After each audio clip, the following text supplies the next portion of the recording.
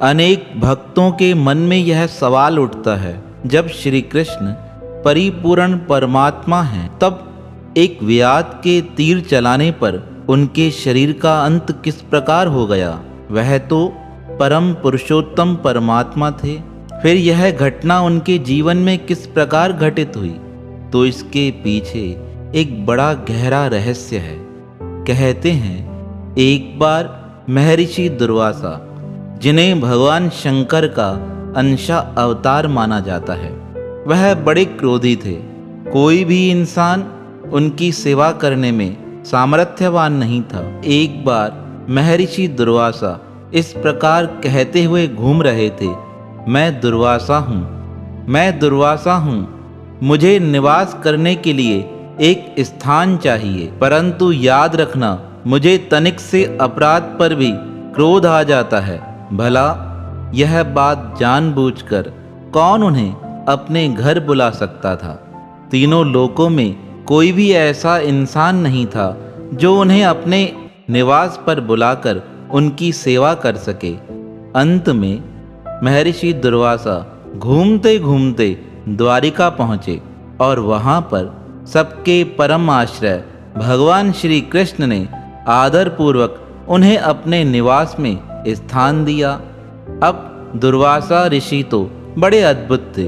कभी तो अकेले ही हजारों लोगों का खाना खा जाते थे और कभी कभी जैसे बच्चे मस्ती करते हैं वैसे ही वह बड़ी आनाकानी करते।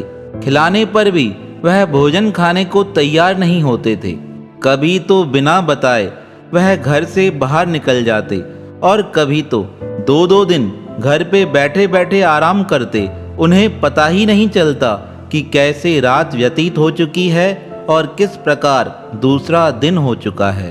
कभी तो वह इतना भोजन बनवाते कि बनाने वाले थक जाते और कभी तो बहुत सारा भोजन उनके इंतजार में पड़ा पड़ा ही खराब हो जाता।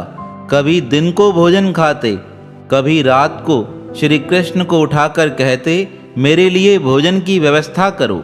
एक दिन तो उन्होंने बड़ा गजब ही कर दिया। जिस महल में वह रहते थे उसे ही आग लगा दी। सब कुछ जलकर भस्म हो गया। अब वह दौड़े दौड़े श्री कृष्ण के पास आकर बोले, मैं अभी अभी खीर खाना चाहता हूँ। श्री कृष्ण का संकेत पाते ही महारानी रुक्मणी जी ने तुरंत स्वर्ण थाल में खीर परोसकर श्री दुर्वासा जी को दी। दुर्वासा जी खीर खाकर संतुष्ट हो गए और उन्होंने थोड़ी खीर बचाकर श्री कृष्ण को देते हुए कहा, अब यह खीर तुम अपने अंगों पर लगा दो और यह खीर रुक्मणी जी को कहो वह भी अपने अंगों पर लगा दे। अब भगवान तो भक्तों के परम भक्त हैं। उन्होंने महर्षि दुर्वासा जी की आज्ञा मानकर सारी खीर अपने अंगों पर लगा दी। अब जैसे ही दुर्वासा ऋषि खीर खाकर संतुष्ट हुए, तब रुक्मणी जी को कहने लगे, आज मेरी रथ पर सवारी करने की इच्छा है, पर मैं अपने रथ में घोड़े नहीं बांधूंगा। उन घोड़ों की जगह तुम्हें रथ को खींचना है। रुक्मणी जी ने श्री कृष्ण की ओर देखा। श्री कृष्ण ने आंखों से इशारा करते हुए कहा, संत महापुरुष हैं, उनकी आज्ञा में चलना ही हमारे जीवन का धैर्य है। रुक्मणी जी घोड़े के स्थान पर बंध गई। अब महर्षि दुर्वासा बड़े क्रोध के साथ रुक्मणी जी पर चाबुक का प्रहार करने लगे। जब श्री कृष्ण ने इस प्रकार देखा, तब भगवान श्री कृष्ण भी रुक्मणी जी के साथ दुर्वासा जी को रथ में बैठाकर सारे नगर का भ्रमण कराने लगे। जब भ्रमण कराते कराते वह नगर के मुख्य मार्ग से गुजरे, तब सब लोग देखकर हैरान हो गए कि भगवान श्री कृष्ण घोड़ों के स्थान पर जुते हुए हैं और महर्षि दुर्वासा उन पर चाबुक का प्रहार कर रहे हैं। पर श्री कृष्ण तो मुस्कुराते हुए संतों की सेवा करते हुए आगे चलते जा रहे थे। द्वारिका के लोग यह दृश्य देखकर हैरान हो गए थे। तभी अचानक दुर्वासा ऋषि ने आदेश दिया, वासुदेव यहाँ रथ रोक दो। और इस प्रकार कहते ही श्री कृष्ण ने रथ रोक लिया। रथ रुकते ही महर्षि दुर्वासा रथ से नीचे उतरे और रुक्मणी जी और श्री कृष्ण को अपने पास बुलाते हुए कहा, तुम दोनों धन्य हो, तुम दोनों ने क्रोध को जीत लिया है। मैं तुम पर प्रसन्न होकर वर देता हूँ। हे कृष्ण, तुम संपूर्ण विश्व के प्रिय बनोगे, तुम्हारी अक्षय कीर्ति होगी। तुमने मेरी आज्ञा मानकर अपने सारे शरीर में खीर लगा दी है। तुमने यह भी विचार नहीं किया कि वह खीर मेरी जूठी थी, पर तुमने गुरु आज्ञा को अपने हृदय में धारण कर मेरी उस जूठी खीर को अपने सारे शरीर पर लगा दिया था। पर तुमने अपने शरीर का एक स्थान खीर लगाने से वंचित रख दिया। तब श्री कृष्ण कहने लगे, हे नाथ, वह मुझे पता है, मैंने अपने चरणों के नीचे उस खीर को नहीं लगाया था। दुर्वासा ऋषि पूछने लगे, तुमने ऐसा क्यों किया श्री कृष्ण? तब भगवान श्री कृष्ण कहने लगे, हे आचार्य, वह आपकी कृपा से प्राप्त मुझे महाप्रसाद था। मैं उस प्रसाद को अपने चरणों के नीचे कैसे लगा सकता था? जब दुर्वासा ऋषि ने यह बात सुनी, तब दुर्वासा ऋषि कहने लगे, हे कृष्ण, वह प्रसाद तो था, उस प्रसाद के साथ ही उसमें अतुलित बल भरा हुआ था। वह जहाँ जहाँ तुम्हारे शरीर पर लगता, तुम्हारा शरीर वज्र के समान मजबूत हो जाता।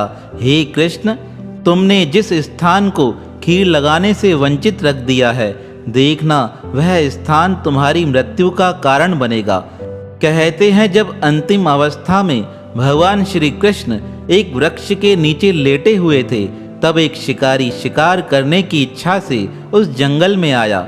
उसे लगा कि वह हिरण का शिकार कर रहा है, पर हिरण का शिकार करते करते जो उसने तीर चलाया था, वह तीर आकर भगवान के उस स्थान पर लगा जहाँ पर भगवान श्री कृष्ण ने महर्षि दुर्वासा जी द्वारा प्राप्त उस खीर को नहीं लगाया था।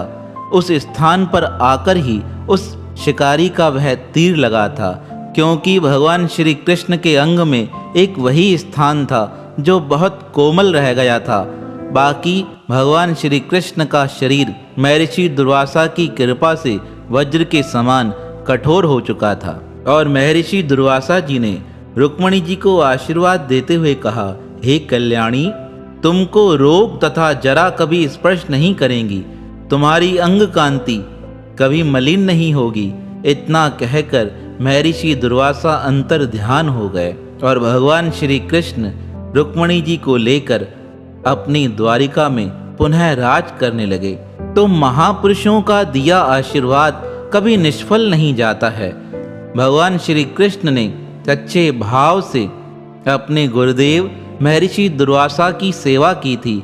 देखो, उन महापुरुषों की कृपा से भगवान श्री कृष्ण का नाम संपूर्ण जगत में विख्यात हो गया और उनके आशीर्वाद से ही संपूर्ण जगत भगवान श्री कृष्ण को अपने प्रिय के रूप में प्रेम करता है। तो ऐसे भक्त वसल भगवान जो भक्तों के लिए कुछ भी कार्य करने को तैयार हो जाते हैं, ऐसे भक्त वसल भगवान के पावन श्री चरणों में हमारा बारंबार प्रणाम है, प्रणाम है, प्रणाम है।